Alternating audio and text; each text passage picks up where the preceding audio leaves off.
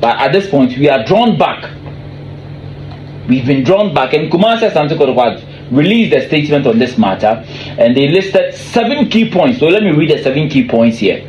Number 1, the said program was deliberately orchestrated to serve as an agendum of shielding individuals connected to the gruesome murder of our beloved supporter Francis Yaw Frimpong.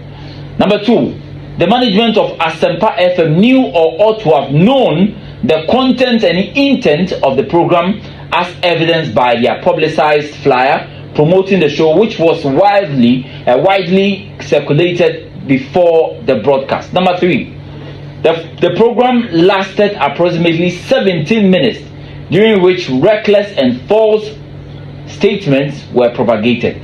Number 4, neither the host nor the management of Asempa FM disclosed the content of the program to the Ghana Police Service or any security agency before or after the broadcast, despite the serious nature of the case. Number 5, Asempa FM has deliberately ignored the sensitivity and gravity of this murder case, displaying gross irresponsibility and an utter lack of professionalism. Number 6, Asempa has undermined the work of the security services and the judiciary.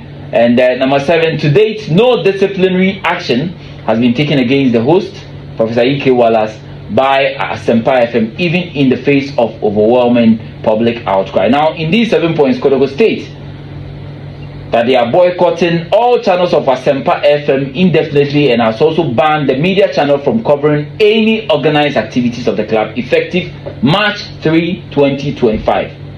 This is from Kumasi Asante Kotoko.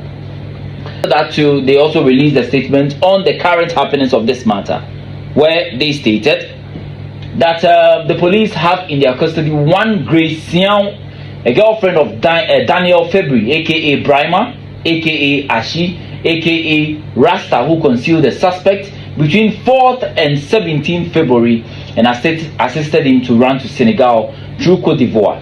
She was brought to court on the 25th of February and was remanded. She is to be brought to court today, that is Monday, and they are waiting for more information on that matter. So according to Kumasi Asante Kotoko, the court has briefed them that one Grace Yaw, who is the girlfriend of Daniel February, aka Brima, you remember I mentioned a certain Brima that Lawyer Safutuku had mentioned that it was the name of the suspect that most of the people that were arrested have mentioned. So they were on the hunt for the suspect at this point. So you see that we are moving from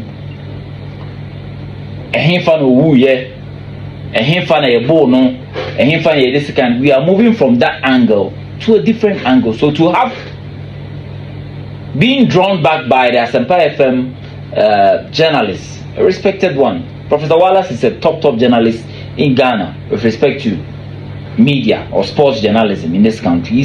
He's done a lot of it. So this one, even if it's true, we are dealing with timing at this point, and that's what most people are furious about.